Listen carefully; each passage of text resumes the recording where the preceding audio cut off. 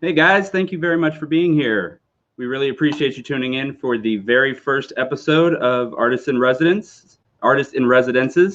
My name is Jason Andreasen. I'm the Executive Director for Baton Rouge Gallery. I'm thrilled to have you here, and I'm thrilled to have our guests with us today to help us connect artists and audience and hopefully work out some of the kinks of this new platform that we're going to try out here today. So we'll have to ask you to pardon any bugs along the way, but first and foremost, we want to say we hope that you are doing well, that your family's doing well during an obviously difficult time. We hope everybody is staying home and staying safe and wearing a mask if you have to leave the home for any reason.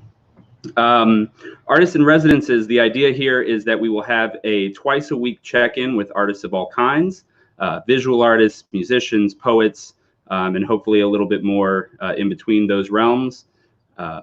But this will be an opportunity for us to check in with the artists, see how they're doing, as well as get to the how, the why, the what of the artwork that they create. Normally, Baton Rouge Gallery, as it has for more than 50 years, has done everything it can to try and connect and build connections between artists and audiences.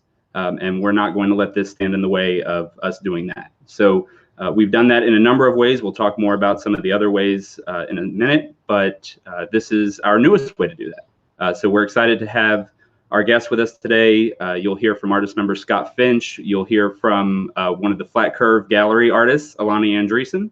And you'll also hear from musicians Margaret Fowler and David Hinson. So we're really excited about this. We have a few thank yous to get out of the way before we get to our guests, though. Like I said, we normally try and have everybody come and share a space with us in our venue that we're lucky to have in City Park. So I want to take a quick second to say thank you to our partner for more than 30 years, since 1984 in Breck. They've been incredibly supportive of the gallery and of the arts in general. They got their own Breck art program that does a lot of great classes and workshops. So please, if you haven't already, head over to Facebook, like Breck, so you can follow them and all the things they're doing for our community. I also want to say thank you to every single one of our members and our donors. It is their generosity, their love of the arts that helps us throughout the year put on 12 exhibitions a year, a ton of different programming, and support an artist member roster of over 60 of the area's best artists. So our members, our donors, if you're one of them, thank you so much for making it possible for us to do that and making it possible for us to do what we're doing here today and kind of get through a time that's difficult for any nonprofit. And we appreciate your help in making it possible for us to keep our staff in place and continue to program, continue to, like I said before, try and build those connection points between artists and audience. If you are not already a member, if you're not already supporting the gallery, the best way to do that is by going to batonrougegallery.org. You will see a ticker down at the bottom of the screen, and that will tell you where to go. You can make a one-time donation by going to batonrougegallery.org/donate, or you can become a member and really get involved and go to batonrougegallery.org. A quick word about one of our other big focuses since the pandemic hit, and that's the Flat Curve Gallery. We'll talk more about that with one of the artists who has submitted work for the Flat Curve.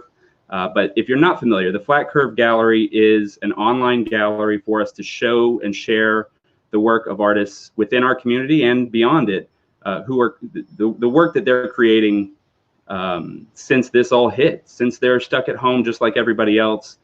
We know artists are driven to create. And when I say artists, I don't necessarily just mean professional artists. I think I mean all of us. So artists that are creating at home, whether we're talking drawings, coloring books, sculpture, and anything in between, we want you to go to batonrougegallery.org, follow the links there at the top of the page, and get to the Flat Curve so that you can share your work with the community. If you haven't been following along on Facebook, on Instagram, and on our website, we've been sharing roughly 6 to 8 pieces, new pieces every single day. We've been lucky to have artists who are 2 years old. We've been lucky to have artists who have work in the Whitney Museum's permanent collection. So it's really, really run the gamut. You get a great sense of artwork inspired by the pandemic, inspired by social distancing, and works that people are just having fun with. So we invite you to follow along with us as we continue to share works from the Flat Curve. We've had over 300 submissions to date, so it's incredible to see the response we've had, and we're really excited about it. So like I said, if you aren't following along, please do so. And if you haven't shared artwork with us yet, please take a minute to either create some work or share work that you've already created since March 13th. That is literally the only rule, is that the work needs to have been created since March 13th, which is when the pandemic was declared a national emergency. So with that, I want to say again, thank you to all of our guests who are going to be here with us today. We will hear from Scott Finch, who is a longtime Baton Rouge Gallery artist member, mixed media artist, and he will tell us about his work, his show, which was unfortunately cut short due to the pandemic. But we will hear from him. Like I said, we will hear from Alani Andreasen, because when we were figuring out how to test out the kinks and test out the bugs of this system, we thought the best way to do that was, before we throw anybody else's kids to the wolves and to the guinea pigs, as it were, I might as well throw my own daughter to that crowd. And then finally, we'll hear from Margaret Fowler and David Hinson with a musical tribute to Ellis, Marsalis, and John Prine, two incredible musical legends who we've lost as a result of the COVID-19 crisis. But we're going to start with Scott Finch, and I'm going to go ahead and bring him into the discussion, see if he can hear me. Hi, Scott. I can hear you. You can hear me. Excellent. Yeah. First roadblock. I had a couple of thoughts. I was listening to your introductory remarks there and had a couple of thoughts. First up, I'm just curious, do people throw someone to the guinea pigs? Because that's a new idea to me. Listen, if you have not seen a rabid gang of guinea pigs take somebody apart, yeah, I know I've seen them take apart small cows before, and it's just a grisly sight. You don't want to be there. So if you haven't experienced that, I feel fortunate for you. Yeah, well, that's that's something I'm going to be thinking about though tonight when I'm trying to get to sleep. The other thing I was thinking of is you mentioned coloring sheets, and that sounds like a really cool idea for the Flat Curve. I hadn't thought about that, but my kids and I used to make lots of little.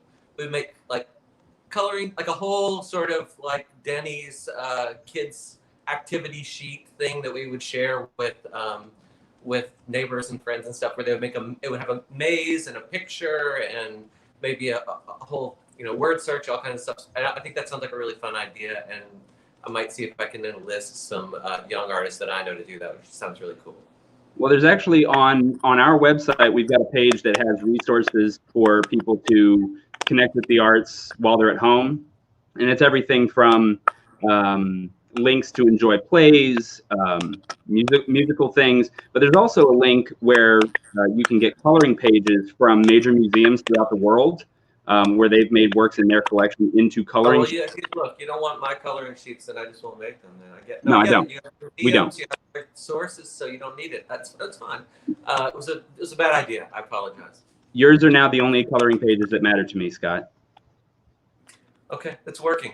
We needed to make this about you, and we've done that. Yeah, thank you. Okay, thank you. Well, thank you very much for being here, Scott. We really appreciate you taking the time. Are we done? Did we do it? We are now, yeah. No, you had to come on with a bunch of attitude and sass, and now we're done, yeah. Oh, wait, no, look, Jason, I've been trapped at home a long time. Don't leave me, please. Okay. Look, I've been in my studio. I've been just hanging out and going through old flat files. There's a lot there, man. It's piling up. And frankly, I don't know what it all means. I look through old artwork, and I'm really having trouble sort of sorting out what was this all about. And so I was hoping that you could take a look at this picture that's right behind me and just tell me, what do you think? What was this supposed to be when I did it? Because that's what I've been working on this morning, just sort of sorting out what could I've been thinking about. Why did I do it? So I'm gonna just leave that to you now. Let's start with this figure here. What do you think this figure is really trying to accomplish, or say, or communicate, express? I might be bringing my own baggage to it, but I'm reading a parent putting something together, Christmas Eve maybe, you know, probably overtired, wondering if he really does love his kids as much as, you know, in relation to how much work they're putting into this. I see the castle, what looks like a castle or maybe a church behind him. Yes, I see that too. Yeah, and maybe he's doing so with Tiger King on in the background. Is that a little Netflix special? Sure. Working with absolutely. Okay, so what you see, and I'm gonna just say I feel like this is a little bit of a Rorschach test kind of vibe coming through. But you see a parent just overwhelmed by the responsibilities of sort of keeping up with all these children. There's a lot of TV going on in the background. That's sort of just a general. You're bringing your own kind of contemporary spin to this. I feel that, but it's kind of a mess. I mean, there's a lot of blobs and I don't know. There are a lot of things happening here. So, anything else that we should really think about with this picture? I'm not sure. I think, you know, normally we do artist talks and things like that, and I normally shut up and let the artists talk and explain themselves. So maybe you could let us know what you think. I honestly have no idea, but what I would like to say is that if anybody has a really good idea of what this might have been about when I made it maybe a decade ago, if you will provide that in the comments wherever this is being shared, this video is being shared, that we'll just give this to the one who has the best idea of what it actually is. So if you know what this might have been, or you have a really great story, or it might be like Jason, you just project your own neuroses onto it. But you just contrive a really nice narrative. You can have this. And after this is all over and we're no longer afraid to pass physical objects one person to the next, we'll get this to you and you can have it. How about that? So wait a minute, if I understand this correctly, what you just said was if people give their interpretations in the comments on Facebook or on YouTube, the best one will win that piece? The best one, because it's a sort of a Cinderella thing. If the slipper fits, if you find the interpretation that matches is the best, then it really already, you know, that means it's already, it belongs to you on a deep sort of spiritual level already, and I really should give it up so that you can have it. That's what I'm thinking. Okay. Well, you heard him. If you're watching, we'll give it, what, 24 hours maybe? Tomorrow? Yeah. All right, so you've got until this time tomorrow, this time on Saturday, to give your interpretation, and then we'll turn those over to Scott, and Scott will pick out who is the new owner of that piece. Does the piece have a title that anybody should know about? Well, they should also provide a title. I see. Okay. Usually the way I do that at the gallery is I'll do it when Kelsey asks me to give her the sheet with the titles on it. That's when I come up with the titles. So having no title currently to offer, I'm making that also the responsibility of whoever can interpret this piece for me. So there we go. Yeah, that's it. Speaking of Kelsey, our exhibitions and programming coordinator is tuning in and commenting, giving her favorite part of your work. The fact that I will just cop to it when I don't know what it's about. That's what I see her saying on the screen. Well, I would love to know all the. Oh no! Live TV, folks. This is great. You know what? I meant to do that. I was going to show you another one. Okay. We at Baton Rouge Gallery really have our stuff together. You can tell. Look, I was trying to pin this without putting holes in it, and artists out there, you know what I'm talking about. So here's another one. Same thing. If anybody wants to do like a similar thing, we could do that with this one as well. But Jason, I'm sure you can do a better job interpreting what this one is about. Oh, we're back to this. Oh, this is fun for me. Yeah. Okay. I just feel like because you've worked in the arts a long time and you see a lot of work, you have a level of familiarity and expertise that other people don't necessarily have. Just professionally, you bring all of that to it. So I feel like your interpretation is going to be strong. It's going to be cute. It's going to be on point. So I want to hear just if you can help me with that. Because I didn't need more pressure on top of a live broadcast. Look, I'm throwing you to the guinea pigs. You said it yourself. And look how well that's working out. This is great. But they're just let's see. Pigs, you know? It could be worse. I'm seeing a rural seafaring community with a some sort of a shrine or a totem of some sort to water, to the sea that gives them vitality. And I'm seeing Scott shake his head. No, I mean, that's all. That was all wrong. It was all complete. I mean, I hear what you're trying to get at there, but you're entirely wrong. So if anybody else has any ideas, if we can just the same thing. If they, we'll put this up also as a little present, a little something to chew on during our current shelter time, and and we can do the same. I've worked at Baton Rouge Gallery long enough. I've worked with enough of the artist membership to know that I'm usually wrong. So this is well-tread territory.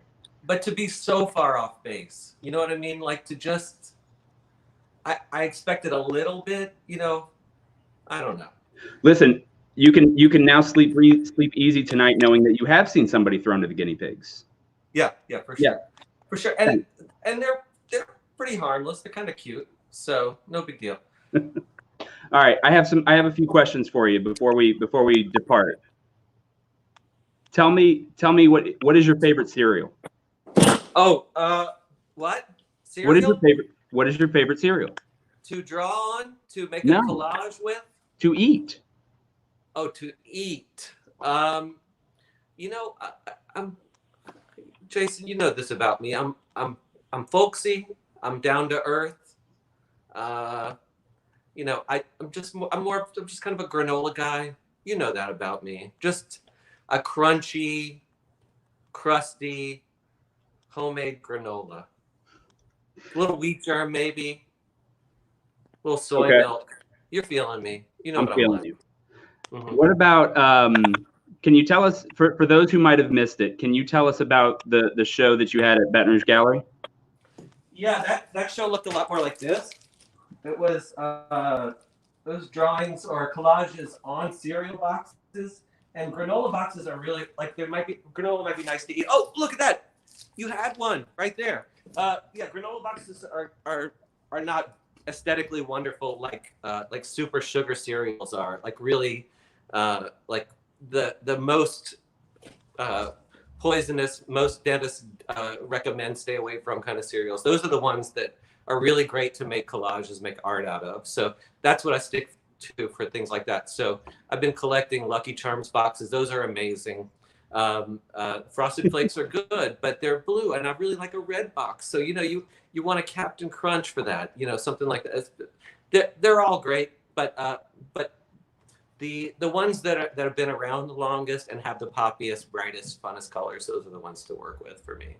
Okay. Can you tell us if anybody wants to view the exhibition, they can certainly go to batonrougegallery.org and find your exhibition and see the works online. Yeah. If somebody were to do so, is there something that you might want them to know or be thinking about while doing so? I think the thing to do when you are looking at artwork is to be open and don't assume you know what it is or what it means or what it's about, and think of it as an opportunity for an experience to happen. You sort of open up, you follow it around, you don't decide. A lot of times I see people who kind of think, oh, I get it. I know what this is about. I get it. And that always really bums me out, because I think, well, then you're done with it. You've finished with the artwork, and it's still there, and it would like to continue to do what it does. And if you don't close down on it and solve the mystery of it, but let the mystery kind of hang out there, and you just spend time with the artwork, it will continue to unfold and do like fun things. So I would just say, keep your eyes open, keep your mind open, and just take your time with it and enjoy it. Awesome. Thank you so much for taking the time, Scott. We really appreciate it. And for the record, it now looks like you have blue hair. Well, I know I'm trying to center myself over the thing because I think it's a really great little headdress. So, Yeah. hey, can you do this? Are you challenging me? Yeah, I'm challenging you. I mean, yeah, that's not that great. I'm not impressed. bye, Scott. We're done. We're done here. Thank you. All right. Thank you to Scott. We really appreciate you taking the time and making me feel terrible. I don't get enough of that at home with 3 kids, so thank you so much. Speaking of 3 kids, I am honored, pleased, nay, overwhelmed to bring on our next guest. Be forewarned, this may be the most biased interview in the history of interviews. We make no apologies for that. And like I said, we were going to throw some other children to the guinea pigs that we talked about. But instead, rather than do that to other kids and put them on the spot, I decided to do that with my own child, Alani Andreasen. If you would, everybody, please, a big welcome to Alani Andreasen. Hi, Alani. How are you? Good. How are you? Good. Thank you so much for being here today. Thank you for inviting me. Did anybody force you to be here? No. You sure? Maybe a little bit? No. All right. So you, the reason you're here is because we want to spotlight some of the artists who have submitted work for the Flat Curve Gallery. Right? Right. Okay. So before we get into the artwork that you submitted, can you tell us, I know a lot of people out there that might be watching already know you as the star that you are from stage and screen. International exhibitions. Can you tell us a little bit about yourself for those few people who might be watching who don't know you already? Okay. I have a sister named Kylie, a brother named Xavier, and my mom's an artist. My dad's a gallery director. An art No way. director. I mean, I don't know if everybody knows that. And I like to laugh. And I start middle school next year. Okay. And how old are you, if you don't mind my asking? I'm 10. Gotcha. Okay. Can you tell us a little bit about your artwork? Tell us about why you like to create art. Well, hold off on the flat curve piece. Just in general, can you tell us about what you like to do with art? Well, my favorite media is sketching, and I got welcomed into art because my mom's an artist and my dad's an art gallery director, so it's always kind of been part of my life. My art has always been part of my life, so I decided to try it out and I liked it. Okay. Here's a question. How did you, or do you think that art has been helpful during this time where everybody's stuck at home, everybody's quarantining and trying to, flatten the curve? Do you think that art has been helpful for you during this tough time? Yes, because it kind of takes me away from all of the heart and the freaked outness of the whole coronavirus situation. So it takes you away into a world that doesn't have stress, unless that's what your piece is about. So that's a different story. Okay. And what kind of things do you like to think about, or do you think about certain things when you're making art? Well, I like to think about what is happening, because depending on the situation, I like to draw or paint about that situation. Okay. How did you find out about the flat curve? Well, that's an interesting story. You told me about it. Me? Yeah. Okay, fair enough. Sounds like an excellent move on my part. Can you tell us about the piece that you submitted for Flat Curve?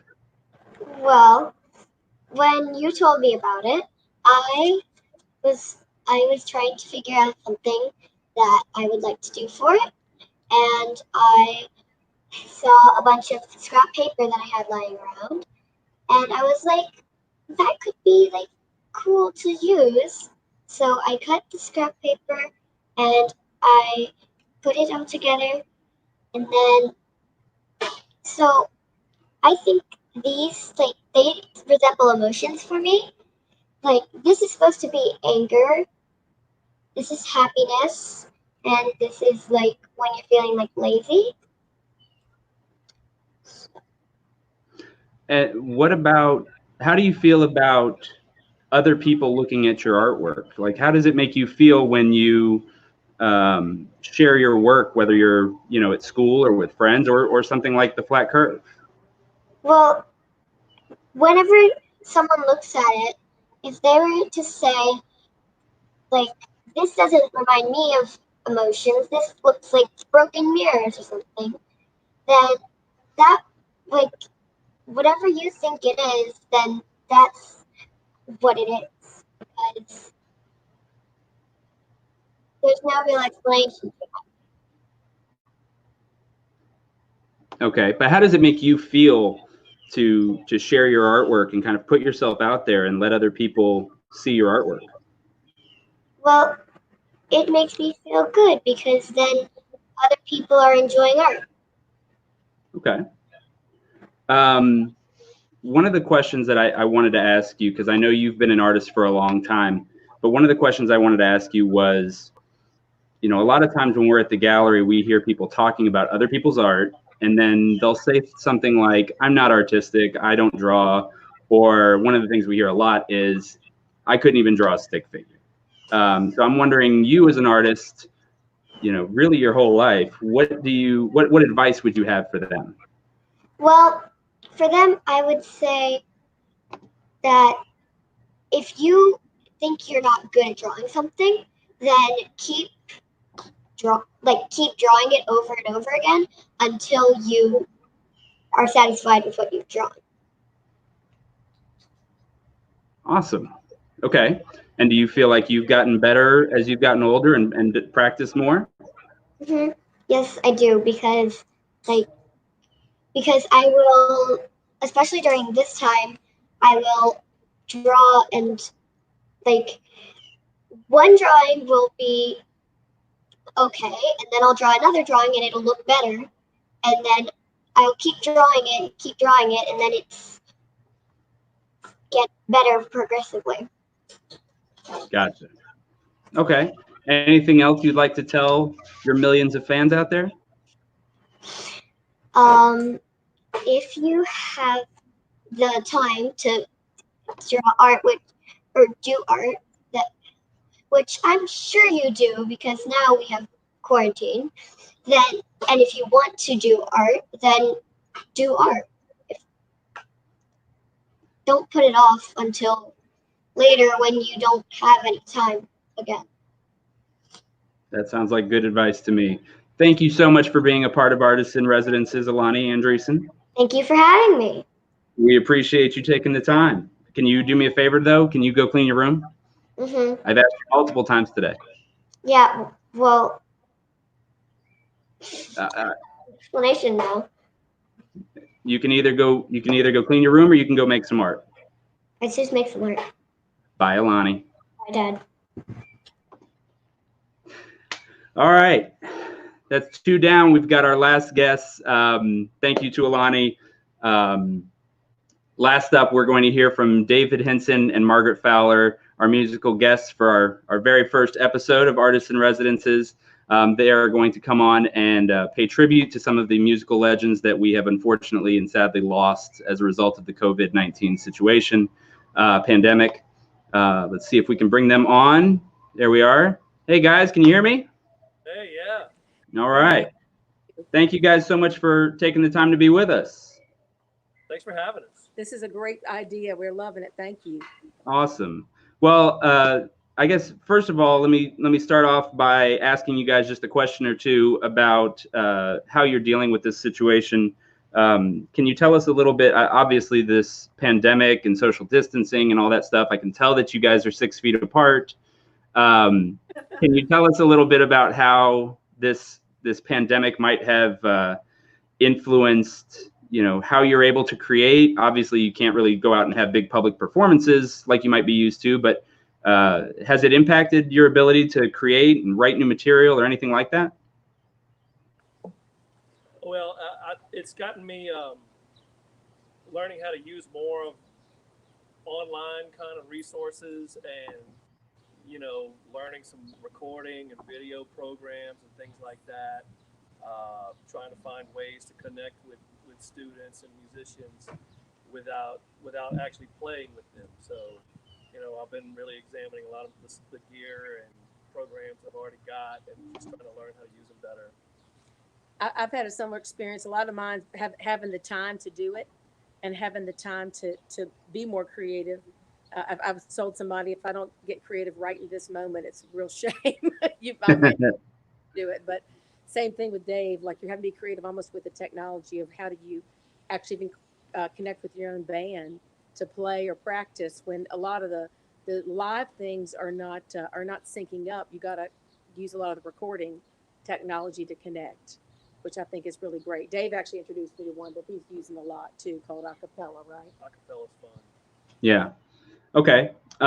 So you guys were kind enough to agree to come on. And we talked a little bit about some of the musicians that we've lost just in the last 2 weeks or so, or even less. Obviously, we've lost Bill Withers, we've lost Ellis Marsalis, and most recently John Prine. But when we were talking, you guys mentioned wanting to pay tribute to Ellis Marsalis and to John Prine as well. Did you want to start with one over the other, or? Let's start with Do You Know What It Means? Let's do it. We're gonna do a song. Do you know what it means to miss New Orleans? It's just a song that Mr. Marsalis played. A lot of players from New Orleans and Louisiana play this tune. It's a standard. It's a beautiful song. And I think we're all missing our regular lives at this point. So here's Do You Know What It Means to Miss New Orleans?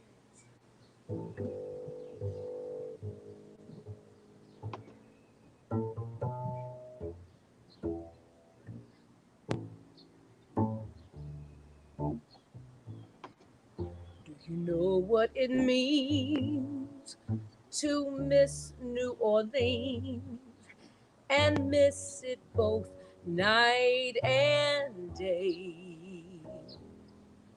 I know I'm not wrong. The feeling's getting stronger the longer I stay away. Miss the moss-covered vines, the tall sugar pines, where mockingbirds used to sing. And I'd like to see the lazy Mississippi running in the spring. The moonlight on the bayou, Creole tunes fill the air. I dream about magnolias in June. And honey, I'm wishing that I was there. Do you know what it means to miss New Orleans? 'Cause that's where I left my heart. And there's something more. I miss the ones I care for more than I miss New Orleans.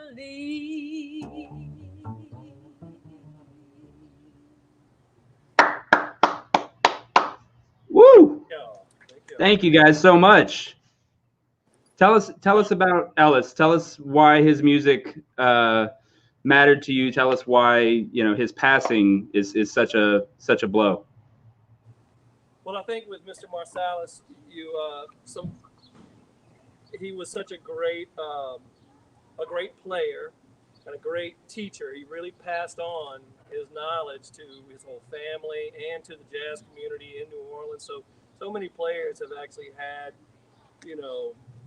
long encounters and long relationships with the Marsalis family. And while I never played with him, I grew up listening to Branford and Winton, and they were sort of older role models for me as a musician. And I always admired the mentor aspect of what Mr. Marsalis did in New Orleans and around the world for New Orleans music. Yeah, because New Orleans jazz is unlike any other. All the city hubs that have their own little style.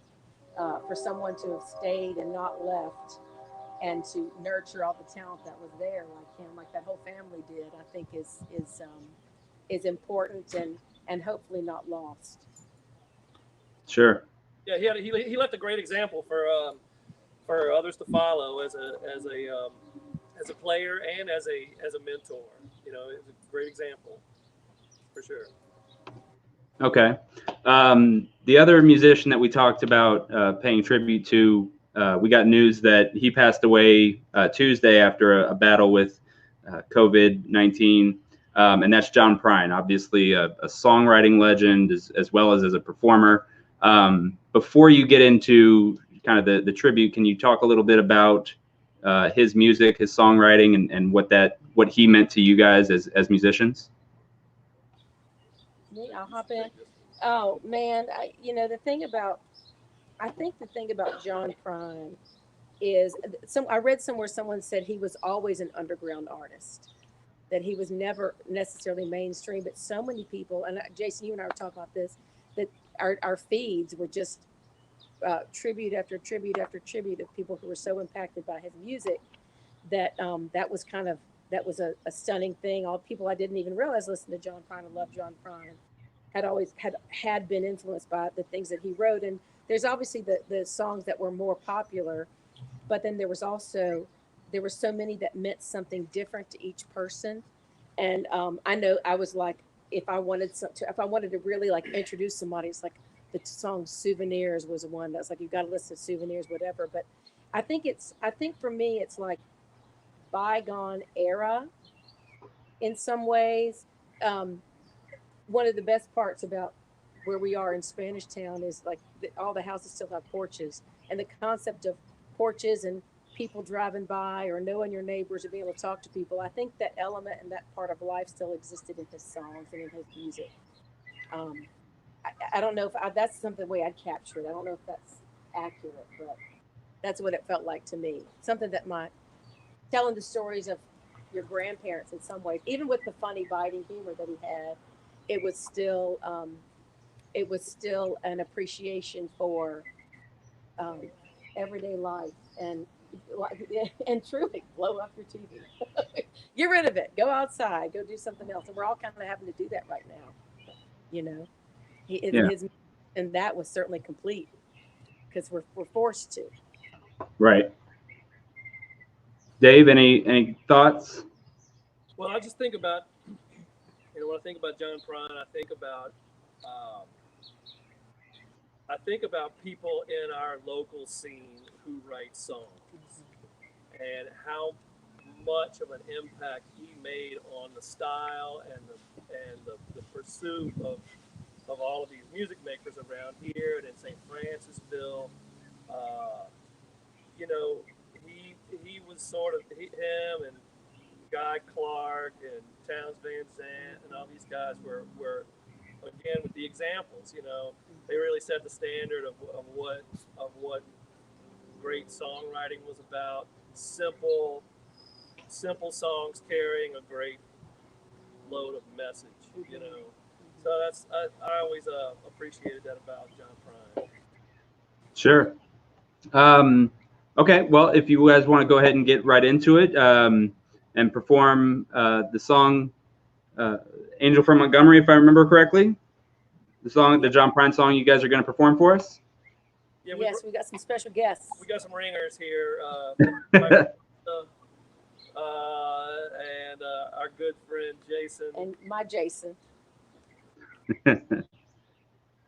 We have some All right, take it away. I have to sing along too. That's right.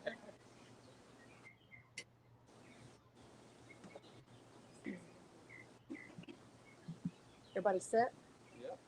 The floor is yours. Sassy's ready. We got some dogs out here too.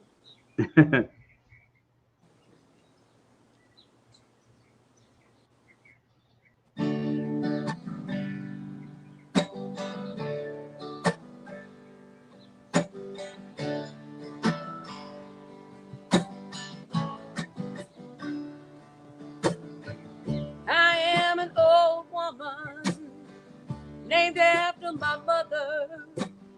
My old man is another child who's grown old. Dreams were lightning and thunder was desire. This old house would have burnt down a long time ago. Make me an angel that flies from Montgomery.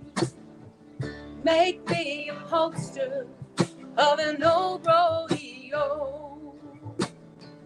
Just give me one thing that I can hold on to. To believe in this living is just a hard way to go.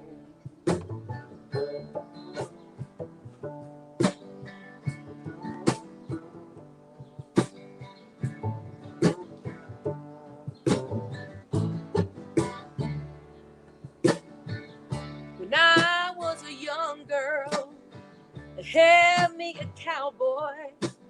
You weren't much to look at, just a free random man. But that was a long time, and no matter how I tried, the years just roll by like a broken down dam. Make me an angel that flies from Montgomery. Make me a poster of an old rodeo. Just give me one thing that I can hold on to.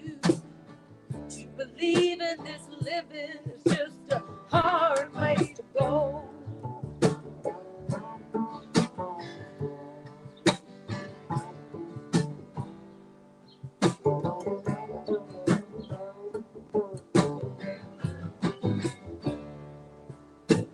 There's flies in the kitchen, I can hear them buzzing, and I ain't done nothing since I woke up today.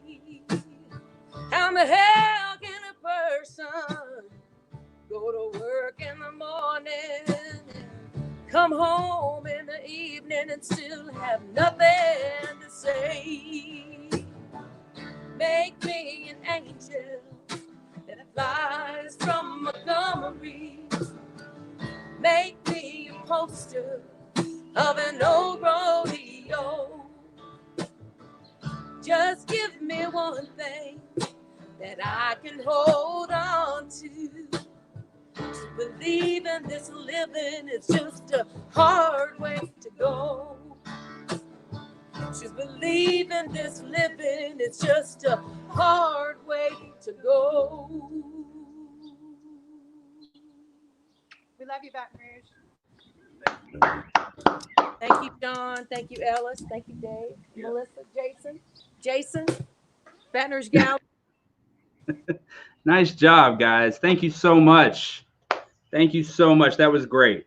Thank you for That having was us, really Jason. fun, Jason. Thanks for having us. It was awesome. Absolutely, absolutely. If you guys aren't already, keep a lookout for when we get back to hopefully some sort of at least new normal. Keep an eye out for David and Margaret live shows all around town. And And you guys are also involved with the Adult Music Club. If you don't know an instrument, you've certainly got the opportunity. So, and David's doing some instruction online, correct? Right, that's right. If you're learning a new instrument, contact me through my Facebook group, the Baton Rouge Adult Music Club, and we'll get you involved with something. Awesome. Thank you guys so much for taking the time. We appreciate it. Bye, y'all. Stay safe out there. All right. Thank you guys so much for tuning in.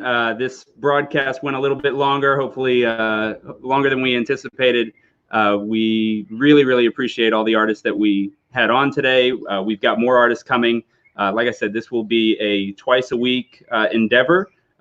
Tune in on Tuesday. We'll have a special kind of deeper dive panel discussion style discussion that will be led by our exhibitions and programming coordinator, Kelsey Livingston, with two photographers / digital media artists, Jamie Baldridge and Leslie Elliott Smith. That'll air on Tuesday.